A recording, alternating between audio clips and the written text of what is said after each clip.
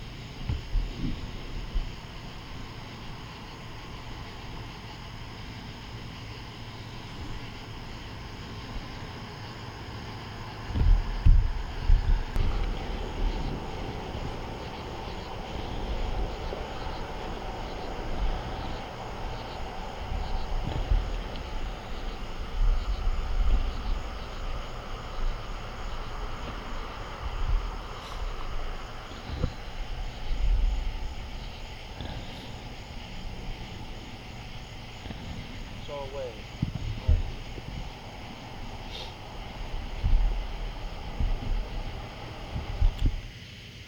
Well, as you can see, it's a bit of a sad moment in the way there. Yeah, words can't really describe, how much nostalgia is now coming to an end of an era that has been here for 40-something years. As you know, in my past videos, I've actually videoed at this crossing during the day and during the night, but it was always neat to see the old crossing masts, which sadly are now laying on the ground. You figure, the mechanical bell that actually covered the sound anytime that the crossing was active. As you can see, some of the new crossing masts are now up.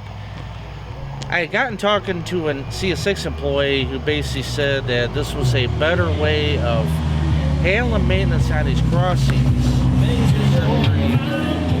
You'll have to excuse the traffic.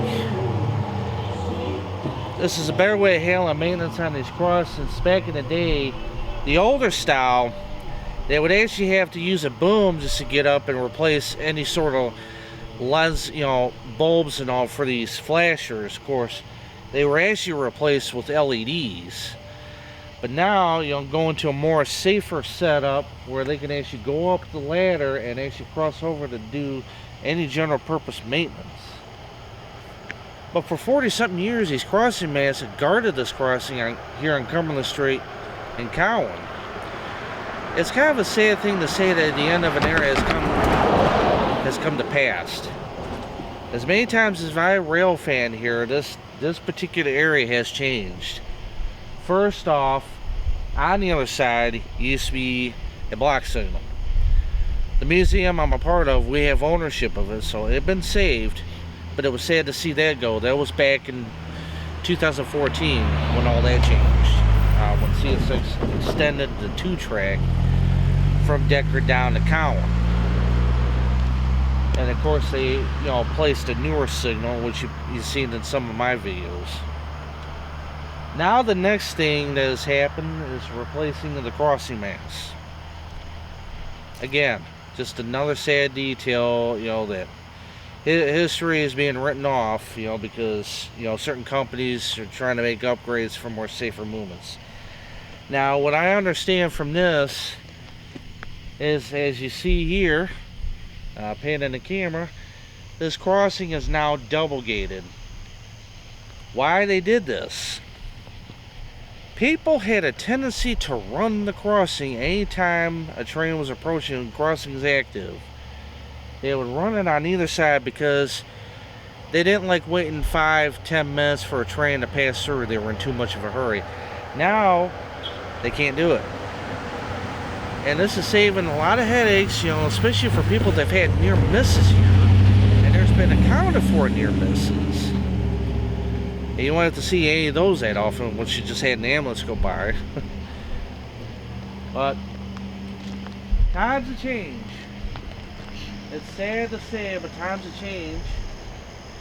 For the past few days, they had worked on this, and they were bringing up. Fortunately, I was able to come out here one time and get a picture of it before they started putting the masts up, because I wanted that last look before this came to be. And of course I made an alarm off. But this crossing has seen a lot of changes over the years. At one point this was actually, you know, a 3-track crossing back in the 1940s, and then it went down to a 2-track to accommodate the Trace City branch when that line was still in place, and then after that was torn out down to 1. So this crossing right here has a lot of stories to tell. But in a way there, sometimes you have to make a change for the better. I hate to see it go. It's sad to see the old crossing masts come down. It was an enjoyment just to see them. But, you know, companies have to make certain decisions, and, you know, the changes can be good. I'm going to leave it to your guys' opinion. I know you like seeing the old cross masts up. I have enjoyed it, but, you know, times have changed. So right now we're actually waiting on the northbound train. We're gonna see how well this crossing works. Of course, I was told they may need some tweaking, but hopefully they made that change during the day today. I would have been out here much earlier, but as a tour guide at our Cowan Railroad Museum, you know, which is just right over there, I was put in charge today due to our lead tour guide being hospitalized. Hopefully he'll be back soon. He's a good friend of mine. So I've been taking things in charge. You guys ever get a chance, you gotta come to the museum. You know, times I'll be there. You know, I'll be willing to show you around. Don't mind him. Yeah, I'll be willing to show you around. It's a really neat gem to show it. Also, if you get a chance, go on to TrainNut Productions channel. He's also done videos here as well, and he's done some fantastic work. I had a hand in helping him on it, because of the fact that I belong to this museum. So right now we're gonna wait on this northbound and just see how this crossing works. So stay tuned.